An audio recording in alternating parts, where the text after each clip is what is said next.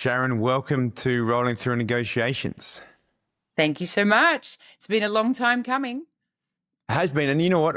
I'm really excited to hear your business journey as well, because being an Aboriginal woman, minority of the minority, and I remember working with you when you first started your first business of Cooee Café, and you've gone through the journey of being a very enthusiastic, amazing woman who's very green in business, and years down the track, you have some experiences, you understand more about business. And I was wondering if you can share, especially for our listeners who might be thinking, you know what, they don't know much about business. How does it happen? What's the journey like? If you can share about your business journey and what do you know now through business that you didn't know at the very beginning? Yeah, this is true. When I started on sheer passion and then drive to just try and create my little patch of change for our culture. And although I knew the cafe space, I didn't know the whole business aspects of it. And especially when I started Jala Jala. Oh, there's been lots of ups and downs and wrongdoings and then getting things right. So, which I think is a normal journey, to be honest. Thing I would share now is don't trust everybody at face value. As sad as that is, I've been burnt a few times in trusting people without doing homework because I think they have that same honest passion that I have. So make sure that you get them to do, like those legal agreements, call you and get those sort of legal agreements in place, because it's happened to me with a few products that I've looked at making along the way, including cheese. So I was a bit naive when it come to that and a bit too trusting. Yeah, so you've learnt through the school of hard knocks that it's really important to get your contracts right. And I agree with you, Sharon. I think that getting your contracts written for your business deals is an absolute integral part of the process, because a lot of people can speak the right words at the beginning, but I think the process of having a contract written does two things. First and foremost, it brings the verbalized negotiation, the words between the parties, from being just up in the air as verbal statements or in a bunch of emails into a consolidated document place where everybody can read and be sure to be on the same page. And I think that process of getting the contract written is a fantastic process in terms of communication and bringing the parties together. And then if an issue comes up at that stage, then it's a lot clearer where that issue lies. But do you think that it's also really important, and have you experienced in your own business journey, the ways of identifying the other party's values to make sure at the very beginning of the process they're really aligned? Is that something that you think is really important as well? So, like when I had the cafe, I wanted, I made everything like the biscuits and my own dips and everything. But it was like I want to have a cheese. I don't want to be putting things on top.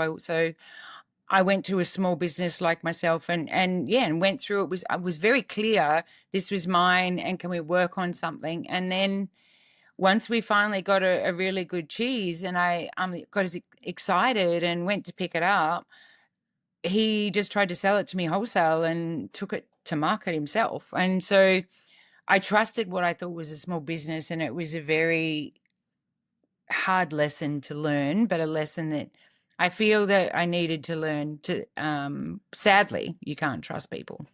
Yeah, and that's a really important part, I think, of a negotiation process. When you go into another party and saying, hey, I've got this great idea, I've got this great product, this is what we can do. If you want to get the other party involved in the process, you have to give them some information. You have to let them know what's going on. And when you do that, that's when the risk can come about. Are they going to pinch your idea? I think that getting a non-disclosure agreement or a confidentiality agreement at that stage of the process can be really helpful, and making sure that they sign the document that says, hey, they're not going to use any of this information, these ideas that you share with them, other than to speak with you about it and to come up with a business plan together. They can't do anything with that information beyond this. So Yeah. what are some of the contracts that you've been involved in, Sharon, that have really worked well, and why do you think they have worked well? I think those confidentiality agreements, because now that I have my own manufacturing facility, we actually produce products for other clients as well. So we have those things in place, and even my staff are having confidentiality agreements because they have their recipes to be able to produce. So knowing that anything that any ideas, because I'm working on my own Indigenous flavored, soft scented little chocolates now, remain with me. So even if chocolatiers change, they're my recipes. So I think now from that, I think sometimes we do need to learn a lesson. Like I know I do in certain ways, and that was many years ago. So now I know that that's an easy, simple process that I can get done. If you look back at your business journey and you were to say the three pivotal lessons or three key principles that you've learned that really do help you succeed in business, what would those principles be? One would be those contracts. Another is don't rush into anything, like, because you know me, I was like a bull at a gate. I created 2 ton of chocolate before I even had anyone to buy it. I did sell it, but it was the scariest thing. So having the money in place and having the processes in place, so slowing it down would have been, I think, important. Or location for me, especially going forward, looking at tourism location before.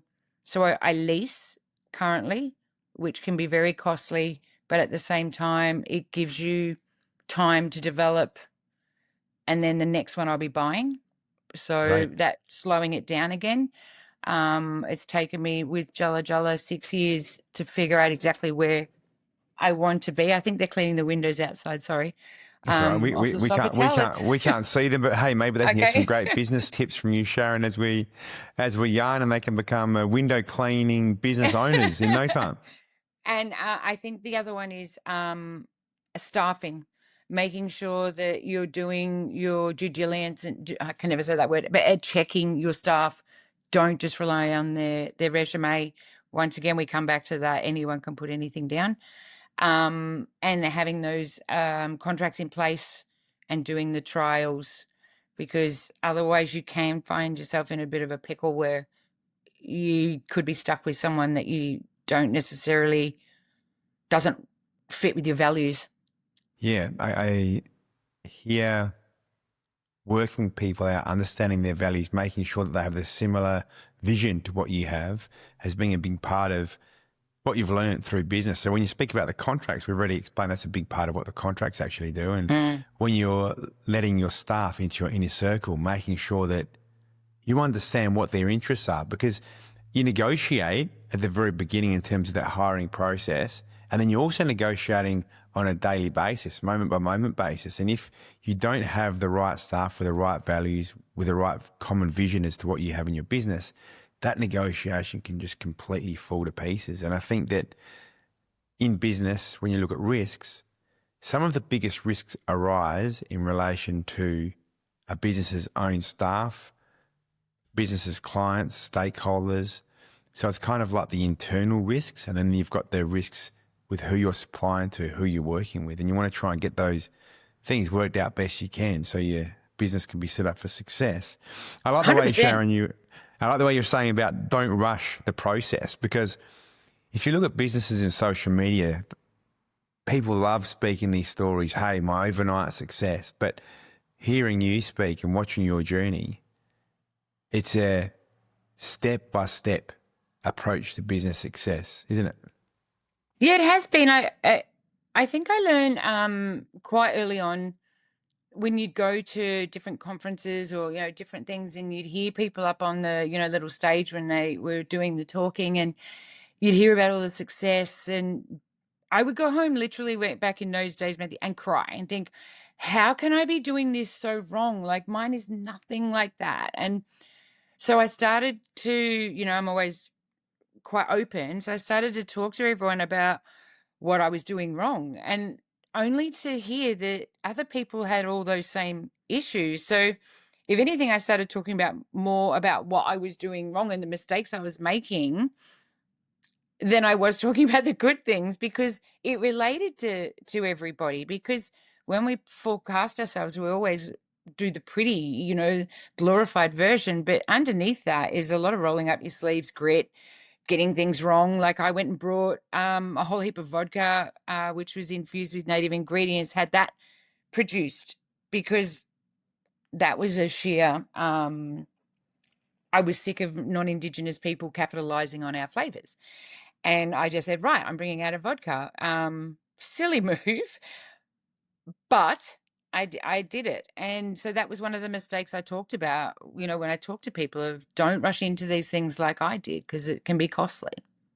And do you say going into vodka was a silly move because the alcoholic industry is not an industry that you are aware of? Or why do you say it was a silly move? I did it because I drink myself, and I drink vodka, and that's why I had a vodka created, and it's a desert lime macadamia. It's absolutely beautiful. It's still out there? No, I have a bottle. You can try some tomorrow. Yeah. So, but what if there's someone listening and they think, man, this vodka sounds amazing. Can they go out there and buy it? They can offer me in gift packs, but because of the way I did it was probably it was more anger, because every bottle I looked at was not owned by, in this particular bottle shop, not owned by an Indigenous company that was utilizing our native flavors. And so that's why I did it. So I didn't do all my research and everything. I just found a great distiller who made it for me, not understanding excise tax, not understanding all those things. But it wasn't my passion or my what they call your true north anyway.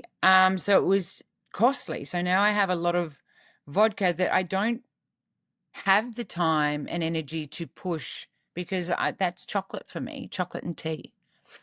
So It's if interesting you how want to buy 900 bottles, I've got them for sale. So Cool. And I love the other thing that I'm noticing in you, Sharon, is even before we started recording, you're already pitching some beautiful chocolates, saying they're great for lawyers. You've pitched about 4 things in this episode. Guys listening, and you can see the other thing that Sharon has learned in her business journey is to be an absolute sales guru. And is it right, Sharon? You have to be able to make the sell most to of have a every business. opportunity. Yeah. Because, and the other thing is, we're saying this jokingly, and I think part of the humor comes from the bad rap sales get, but the truth is selling is a beautiful thing. If we weren't selling, then how can we possibly help people with the products that we're offering? Yeah, and I think too, because it's although I'm directing it kind of like at you in a funny way, you never know who's listening that it may actually appeal to. So if you get an opportunity to speak, certainly do, because sometimes it's the person you don't think that is going to actually be one of your biggest clients. And how about this? What is a sales strategy the Sharon of today knows about and uses that the Sharon first going into business didn't know about? To be honest, it hasn't changed a lot, because I've always been very forward in my honesty. But I'd say strategy would be, taking the most of opportunities and getting people to try. I think my products speak for themselves. Yeah. And we just got back from Japan. Sales strategy. I'm not, funnily enough, considering I've done it here, I'm not overly pushy. I like to get to know people first, but I think because I know We should you, have a it's vote, Sharon. easier. We should have a vote amongst our listeners. Who thinks Sharon's no, but But I hear know you. you. So I actually, when we went to Japan and we had all the buyers and everything for the Osaka Expo, I was very clear with everybody that I wanted to build a relationship before we began any exporting. I don't want a big rush sale, because it's, for me, that feels like other, things in the past. It reminds me of my vodka, and that it could just all crumble if I don't put everything in place, get to know the person who's going to be, representing and selling my product as well.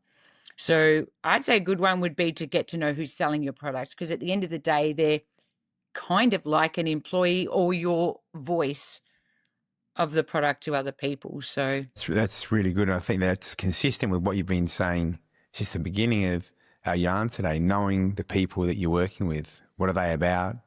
Making sure that they have that alignment. And if I can add, what I've seen in your approach is absolute authenticity. So, thank you. yeah, putting out there and offering to people, and it's very clear that your background is from hospitality and you have that care of hospitality where you take pride in your product and you want people to enjoy your product because you know that it's good and you care for your product and for people. And that's also something that's really clear just watching you, Sharon. Yeah, thank you. What does diversity in business mean to you? And I'm really interested to hear this because being an Aboriginal woman and going on this business journey, what has diversity meant and how can we use diversity for good? You speak about the vodka example where, you saw a lot of businesses who weren't Aboriginal effectively exploiting Aboriginal ingredients and through anger trying to do something about it. And I think that has a relationship to diversity, but diversity can also be used for real good. And you can do amazing things through embracing that diversity. So how do you see diversity in your business journey?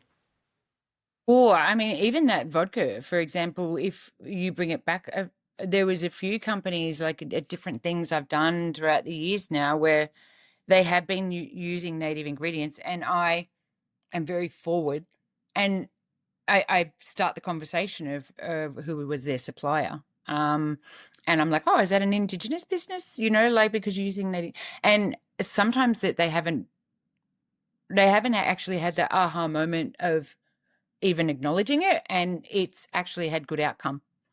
Not always, but I can cop it on the chin as well. But for me, within my business, the diversity and cultural diversity, I've grown even more than I thought, and I do this using my voice.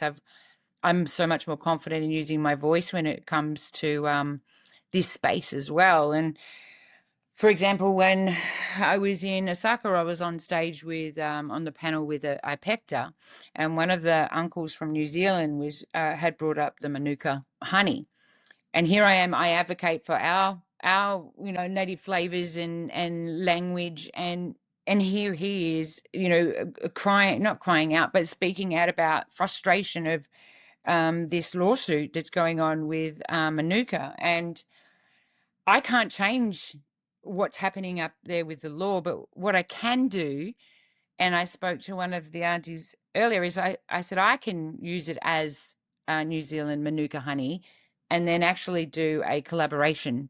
So I can bring it to a level where I can actually create a bit of change and awareness around Manuka and where it should be. So that is one aspect of it. And the other is even within my own business.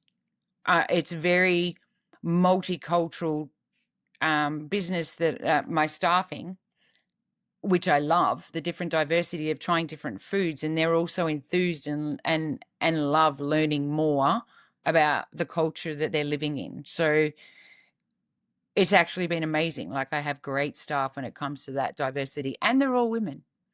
And that was Amazing. that was just how it panned out that they were all the best because we are the best. Yeah. I think that it's really awesome to be able to have a workforce full of women like you do. And I think that when you have the opportunity of seeing so many women together working towards a common outcome, it's just so incredible the strength and the unity that you can see in Yeah, those sorts of especially when they're environments. different, especially when they're from different cultures. Like one of my chocolatiers is Vietnamese, and I said, "Oh, I love Vietnamese food, but it's always so Australianized when it's here. I've got to have it in Vietnam." So she makes dishes and brings me in authentic dishes. But she's also the same chocolatier that absolutely loves learning about our culture, the culture where she lives, and infusing and playing with our native ingredients to get it right for me. Like she's learning how to just get it right and be able to do it herself, because she was so scared at first that it wasn't going to be right for me. but now we've gotten sort of past that, and so that diversity is on both sides. And I've the lady I have now, who's my manager, is a New Zealand a Māori lady, and she is absolutely loving it in her own right in that way as well. Through that diversity of the differences, we actually are all very, very common, very proud of who we are, and very eager to hear, from each other and bringing different elements of that into the business. Yeah, I think it's incredible when we can see commonality amongst different cultures as well. And some of what you've experienced and shared, I think, with this Vietnamese woman as an example, I sense that commonality in cultural ways of doing things. And whilst there's a lot of differences amongst cultures, I also think that there can be some similarities, and I've experienced similarities amongst the older cultures. And I think that diversity is one of the most beautiful things that we have here in Australia, the way that we can walk down the street and get a variety of different food, see people from all different places. I think these similarities also highlight the strength and truth in some of the practices when you do see the commonalities. Yeah, I 100% agree, and that's a great way of looking at it. Is what I never want is for that to be filtered down, so it doesn't change. Meaning, like, the authenticity of the food is what makes it amazing. When it's like how I said, and it's like Australianized, it doesn't make me feel like I'm in Vietnam. I want to eat their food. I don't want to eat food that's adapted to me. When I see our dance, I want to see our dance. I don't want to see it done in other ways. And I want it to remain like that. And I think that is one of the fears, that we get lost in place of province and the actual authenticity of each of those different aspects. Yeah, and that definitely crosses over. You've shared the food and the appreciation for authentic Vietnamese food. And I think that the authenticity absolutely carries over into a whole heap of cultural elements, right? So an example of this is if people want to buy First Nations art, making sure that it's really artwork created by a First Nations person, because if you don't, it's kind of like that corner shop Vietnamese food. It's not the real deal and you're just getting ripped off effectively. But if we can appreciate the culture that is embedded within art, within products, within foods, then I think we can really step forwards into the appreciation of authenticity and the cultural value that really stands with whatever that is that we are embracing. And so I think that if we are blindsided from that authenticity, we lose the appreciation and depth for what it really is. Yeah, 100%. I agree. And it is one of my worries, because it's not only here, like every country I go to, their things are slipping away. And so it's taking from those diverse experiences of when you do travel and when you do, things, it's taking away all that. So when my grandchildren are older, I want those things to still be as they are. Like you said about the dance, and you learn a sport, and then you learn a way of being. Like they're different. Mm. Sharon, can you remember a time when you were able to negotiate through the strength of Black excellence in one of your businesses and brands? And I was just wondering if you can remember this kind of time, if you could share what happened and how did Black excellence help in the A good negotiation experience process? or a bad experience? A Because good there's plenty of experience. Yeah, I'd love good. to Oh, hear a good good. experience. Yeah. Good. Oh, I'm trying to get some light. I can't see. Could even be Good something you're really experience. proud of. And how did that negotiation happen? What did you do that was so really good and something to be proud of through that negotiation process? I would say, because of getting my voice with a black excellence more so, and standing proud, and always telling the truth, even if I'm calling someone out. Sometimes I can't do it for legal reasons. Um, but I would say that's been a build up, Matthew. I don't think there's just the one. Like now, like I just said, I packed a stage in Osaka Expo in the Canadian room, with all these like elders, and but if you look at the old me who said that I would go home crying because I wasn't where they were, and then slowly, because of my voice and my truth, now I'm getting invited to do a lot more speaking where I am able to be authentically me, and I don't take opportunities where I'm muzzled either. So good. And I think this is a really good example of that internal negotiation that takes place. Because even when I asked the question, Sharon, I was thinking about, perhaps Sharon's going to share us a story with this great business deal with some third party and how it came about. But I really appreciate how actually you brought the answer to this question back to the development of Sharon, how Sharon has developed and internally negotiated with herself to become the powerhouse that you are. And I really believe that the best negotiations are those that begin within ourselves, where we come from the place of empowerment to affect and cause amazing change around us. And I think that your answer really highlights that principle. Thank you. Yeah, I like sleeping at night, so I always live my morals. I have told a few big organizations politely where to go. One even is in the air. And that is because I won't lower my morals. I won't sell myself short, and I won't, have my pricing the same as a plain chocolate, because it fits in with their budget. I'd rather not be there and find the right person, and the right person will come along. It's stubborn. I think it's smart stubborn. I'm not a sellout. So if I'm somewhere, I believe in it. So in this, do you feel like as you've learnt to say no, it's helped you become more empowered? 100%. It's because if I said yes to everything, it takes a piece of me every time I would do it then, if I was doing that, because it would make me crumble. The more I've said no, and not in like an arrogant way, but if things aren't aligning with my values and I say, no, I'm sorry, I don't want to do that, it does help although it doesn't help the bank, account at the time, it helps build more strength in me to stand by my product and what I believe in, and where I believe it should be. Sharon, you're deadly.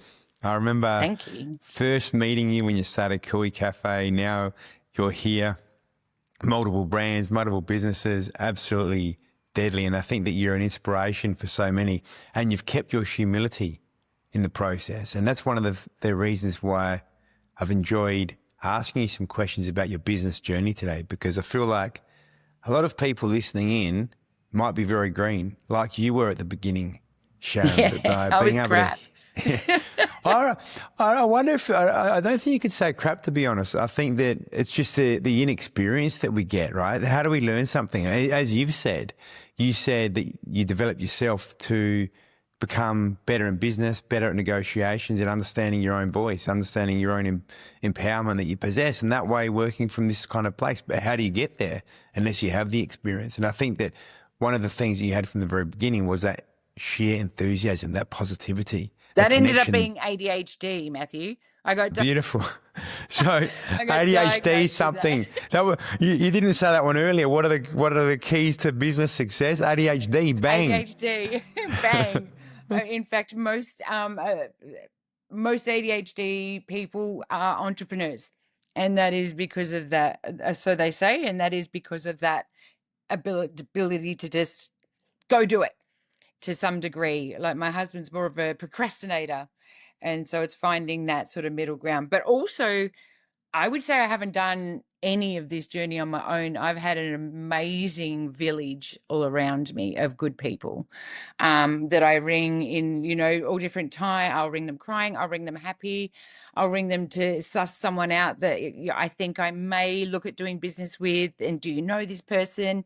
Having that is invaluable. You have to have a great network of your people, your mob around you that are going to be honest with you too.